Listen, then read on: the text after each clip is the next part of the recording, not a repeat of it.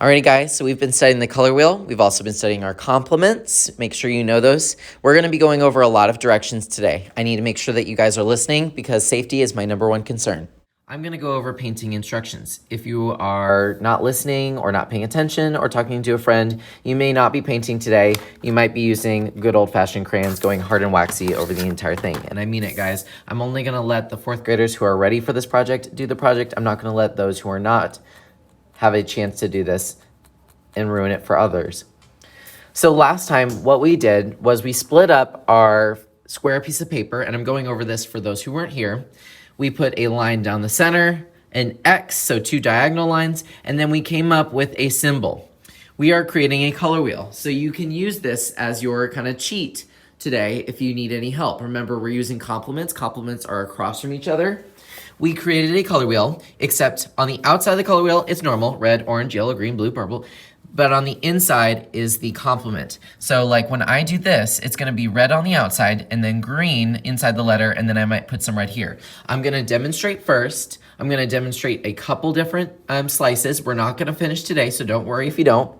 And then I'm gonna let you try. But make sure you're listening so that I can give you all these directions. I don't want any messes in the room. Before we start anything, I want you to remove everything from your table unless you are one of the people who did not finish. If you did not finish getting your Sharpie in or getting your letters, or even if you weren't here, you'll need that stuff. But everything else, go ahead and take off your table. Hopefully you did not bring your Chromebook. If you did bring your Chromebook, either put it under your table or even better, put it on the back counter because we are gonna be using water and paint. And if you didn't know, water and paint do not mix with computers. Very bad. Okay, we talked about the green arrows a million times. Usually I don't say anything if you don't use them during the day because I really don't care. But today, since we're using paint, these green arrows are on 100% of the time. Use the green arrows. If you do not use the green arrows, let's say that someone's coming this way with water and then I'm coming this way with paint.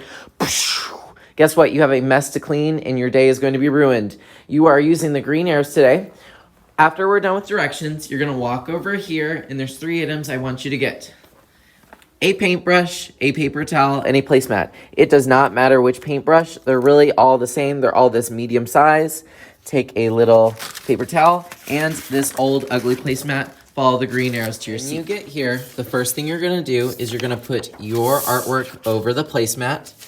I like it where you have your paper towel to the side and your paintbrush on top. There's a few different more things we need. Once you have this set up, you're gonna come and see me again and I'm going to give you your paint. I'm gonna help you out today. I'm gonna be the paint master because it's during COVID. I have to make sure that you guys aren't touching too many things and sharing it.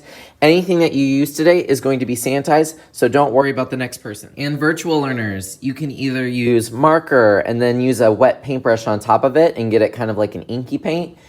Or you can color it with colored pencils, crayons, whatever you have. I understand if you're at home virtual and you don't have the same supplies. We're gonna be using tempera paint. You're welcome to use the same thing as us, but remember it's not required and I'm not asking you to buy new supplies. Here, for your paint, you shouldn't have these things in your hands. It's really crazy when people have their paintbrush, paper towel, and placemat, and they try to get paint and possibly water. It's like, really, did you think you have 8 arms? So I have a job, and then you have a job.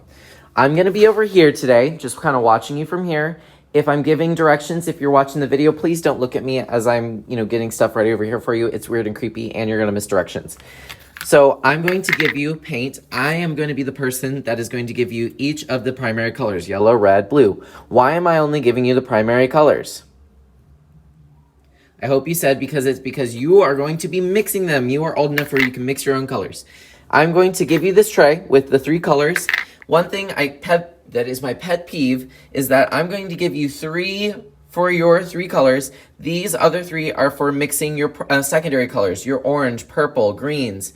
Please don't paint the whole thing. It's really annoying when people misuse my paint. If I see you doing that, then obviously you're gonna be doing your project with crayon.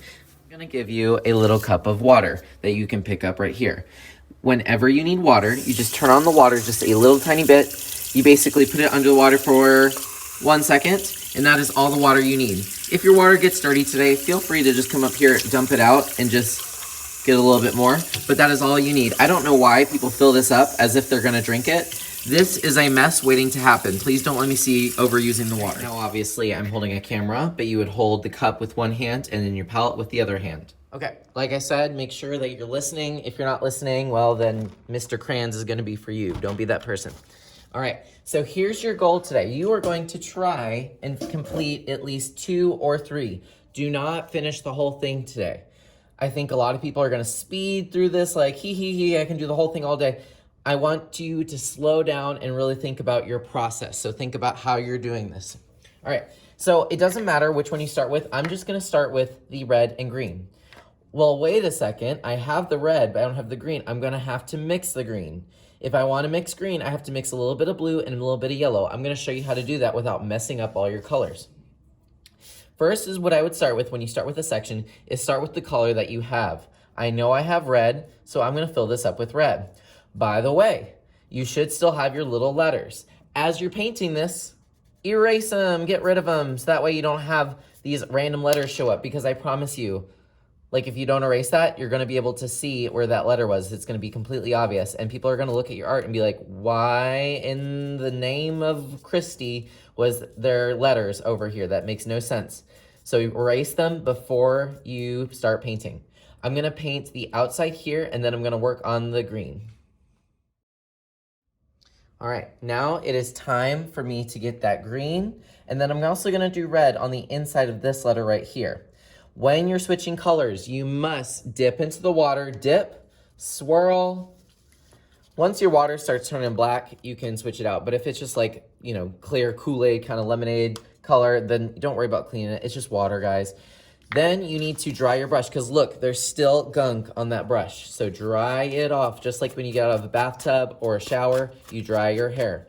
Please be kind to the paintbrushes. Please don't smash the paintbrushes.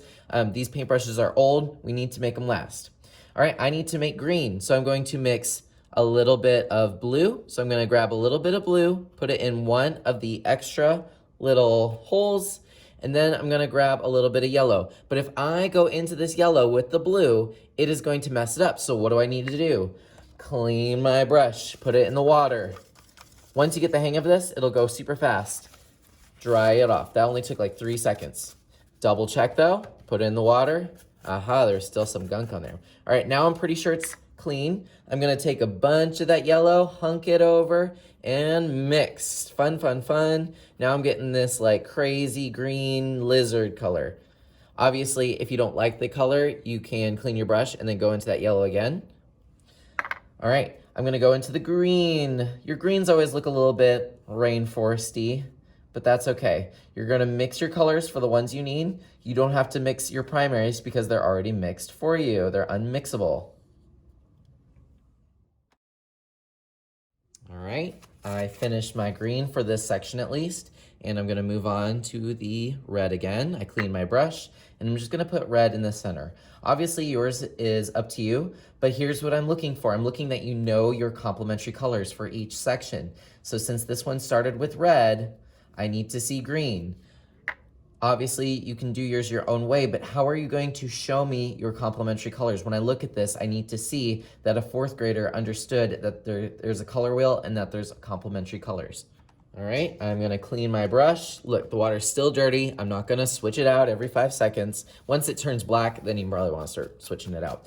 All right, but now I need some orange, so I'm gonna have to mix some colors. I'm gonna dip into this yellow right here, find a new little spot,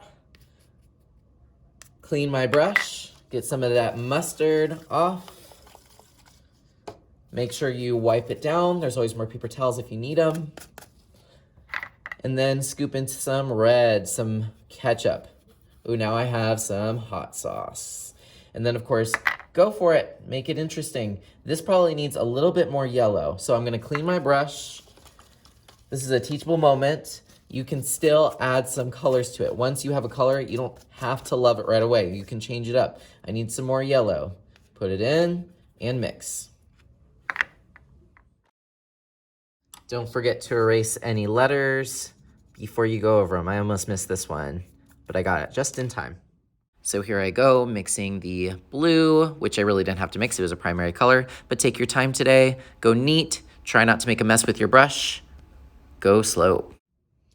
Okay, so a couple things I wanna make clear. I want you to hopefully get to 2 or 3 sections. If you finish 3 sections, amazing, you're actually done for the day. Do not finish, because otherwise you're gonna be super bored next time. I have 2 sections finished.